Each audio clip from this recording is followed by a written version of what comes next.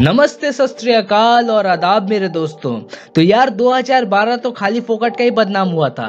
असली कयामत का साल का खेला तो ये 2020 खेल रहा है हमारे साथ। और इसमें अंधाधुन और धुआंधार बैटिंग तो हमारे कोरोना भैया कर रहे हैं, जो कतई धोनी भैया के हेलीकॉप्टर शॉट की तरह टपाटप उड़ाए जा रहे हैं। उधर धोनी भैया बॉल उड़ाते थे और ये वहां से इंसानों के उड़ाए जा रहे हैं। खैर, एक न्यू अपडेट मैं आप सबके लिए लेके आया हूँ कोरोना वायरस से रिलेटेड, जिसे सुनकर आप शायद अपना सर दीवार में पीटना बहुत ही ज्यादा पसंद करोगे। और वो अपडेट ये है कि कोरोना वायरस अब पहले से और भी ज्यादा ताकतवर हो चुका है, वो पहले से और भी ज्यादा शक्तिशाली हो चुका है। और इसके बारे में मैं आपको थोड़ी देर बाद पूरे विस्तार से बताऊंगा। लेकिन उससे पहले हम थोड़ा ओवरलुक करते हैं कि आखिर कोरोना वायरस की हिस्ट्री क्या है। वैसे तो मुझे पता ही है कि आप सब इस बारे में जानते ही होंगे, लेकिन फिर भी जो नहीं जानते उनके लिए मैं एक बार बता दूं और आप सब ये एक बार अच्छे से सुन लीजिएगा ताकि आपके ध्यान में बना रहे।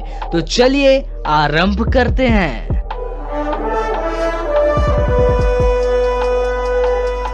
तो यार, कोरोना वायरस जो है वो एक फैमिली है आरएनए वायरस का, और आरएनए का फुल फॉर्म होता है राइबो न्यूक्लिक एसिड। तो गाइस, एक खाली फोकट का ज्ञान लेते जाओ कि आरएनए का आखिर काम क्या होता है। तो आरएनए का जो मेन फंक्शन है वो ये है कि डीएनए में जो इंस्ट्रक्शंस कंटेन होते हैं प्रोटीन बनाने के लिए, आरएनए उस इंस्ट्रक्शंस को कॉपी करता है और प्रोटीन बनाता है। एक सिंपल सी भाषा में अगर इसे देखा जाए तो डीएनए एक डिजाइनर है और आरएनए एक प्रोड्यूसर। तो आरएनए क्या करता है कि वो डीएनए से उसका डिजाइन लेता है और उसे प्रोड्यूस करता है।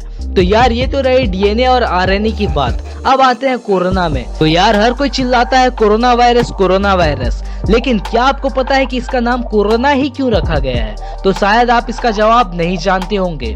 तो गाइस, कोरोना एक लैटिन वर्ड है जिसका इंग्लिश में मतलब होता है क्राउन, और क्राउन का हिंदी में हम कहते हैं ताज। तो यार, इस कोरोना के एक माइक्रोस्कोपिक इमेज को ध्यान से देखिए और अब इस ताज के टॉप व्यू को ध्यान से देखिएगा। क्यों बिल्कुल सेम लगता है ना देखने से?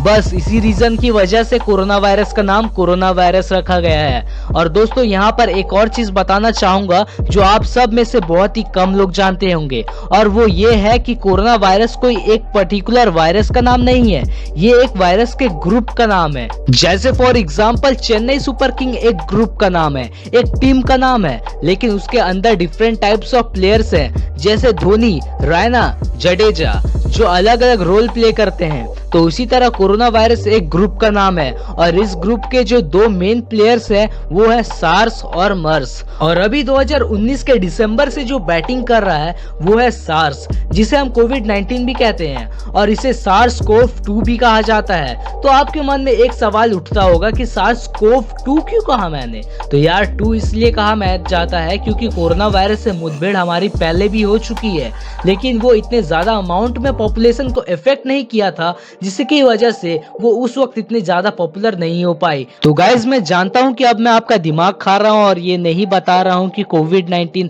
पहले से 10 गुना ज्यादा ताकतवर कैसे हो गया। तो यार बताऊंगा, वो भी बताऊंगा, सब बताऊंगा, क्योंकि आधा अधूरा जान के कोई फायदा ही नहीं है। जानो तो पूरा जानो, वरना मत ही जानो। तो इसीलिए हमारे हिंदुस्तानी भाव आपसे कुछ कहना चाहते हैं। तो भाव बोलिए जरा।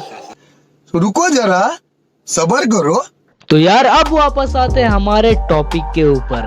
तो यार, सार्स वायरस, जिसे हम सीवियर एक्यूट रेस्पिरेटरी सिंड्रोम्स भी कहते हैं, वो सबसे पहले 2003 में सामने आया था, जिसकी वजह से टोटल 700 से भी ज्यादा लोगों की मौत हुई थी और हजारों की तादाद में लोग इससे संक्रमित भी हुए थे। और मर्स, जिसे हम कहते हैं मिडिल ईस्ट रेस्पिरेटरी सिंड्रोम्स, ये सबसे पहले सऊदी अरेबिया में 2012 में पाया गया था, और ये सऊदी से अलग अलग देशों में भी फैला था। लेकिन 2015 के बाद से कोरोना वायरस कहीं लुप्त हो गया था, ये कहीं किसी भी देश में या किसी भी कंट्री में नहीं पाया गया।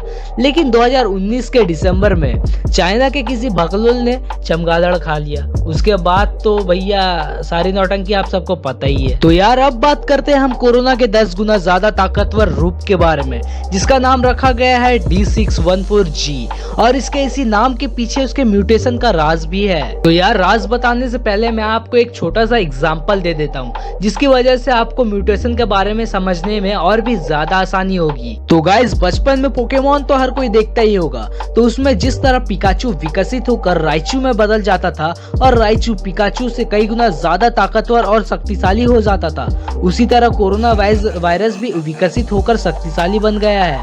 और अब मैं आपको बता दूं कि इसका ताकतवर होने के पीछे का राज क्या है।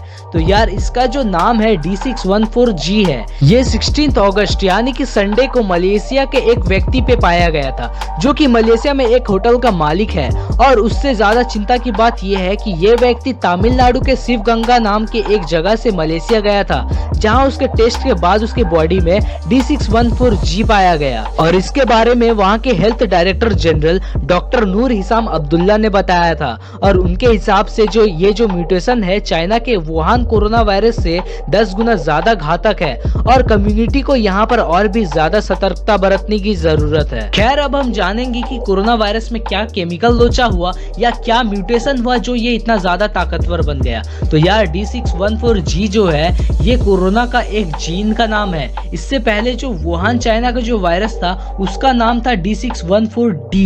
ये जो D है G में चेंज होने की वजह से ये 10 गुना ज्यादा ताकतवर हो गया है। तो गाइज ये जो 614 नंबर है ये वायरस के 614th जीन को इंडिकेट करता है।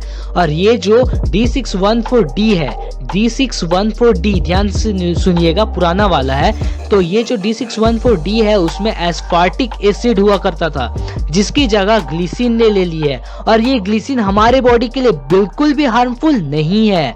और यही चीज इससे इतना ज्यादा खतरनाक बनाती है, क्योंकि हमारा बॉडी ग्लिसिन को खतरनाक समझता ही नहीं है। और क्योंकि हमारे बॉडी को लगेगा कि ये दुश्मन है ही नहीं, तो उसे हमारे बॉडी को बिना लड़े ही सेल में एंट्री करने का परमिशन दे दिया जाएगा और ये अंदर जाकर हमारे बॉडी को हार्म करेगा। और इसकी वजह से अब ये और भी ज्यादा तेजी से फैलेगा, क्योंकि अब हमारा बॉडी इसे अंदर जाने की परमिशन बड़े ही आसानी से दे देगा। लेकिन एक चीज इसमें अच्छी है कि ये जो D614G है इसकी जो जान लेने की जो रेट है ये D614D से कम है। क्योंकि यार जितना भी कहो ग्लिसिन एक तरह से दोस्त ही तो है, लेकिन मैंने यहाँ पर कहा कि कम है, बिल्कुल नहीं है ये मैंने नहीं कहा। इसीलिए ज्यादा फन्ने खान बनने की कोशिश मत करिएगा, घर में रहिएगा, आराम से खाइए पिए, स्वस्थ रहिए, अच्छे से रहिए। तो इसी के साथ समाप्त करते हैं हम आज का हमारा कोरोना कार्यक्रम। तो गाइस अगर आपको आज की ये वीडियो पसंद आई है तो इस वीडियो को लाइक करें और कमेंट करना ना भूलें, ताकि मेरा हौसला यूं ही बढ़ा रहे और मैं आपके लिए ऐसी वीडियोस लाता रहूं। और इसी तरह की मजेदार फैक्ट्स, इंटरेस्टिंग थिंग्स और मिस्टीरियस चीजों के बारे में जानने के लिए फैक्टोनिकल को सब्सक्राइब करें और घंटा बजाना ना भूलें, ताकि मेरी वीडियोस की नोटिफिकेशन मिले आपको सबसे पहले। तो मैं आपसे मिलता हूँ फैक्टोनिकल की अगली वीडियो में, तब तक के लिए अलविदा मेरे दोस्तों। जय हिंद, जय भारत।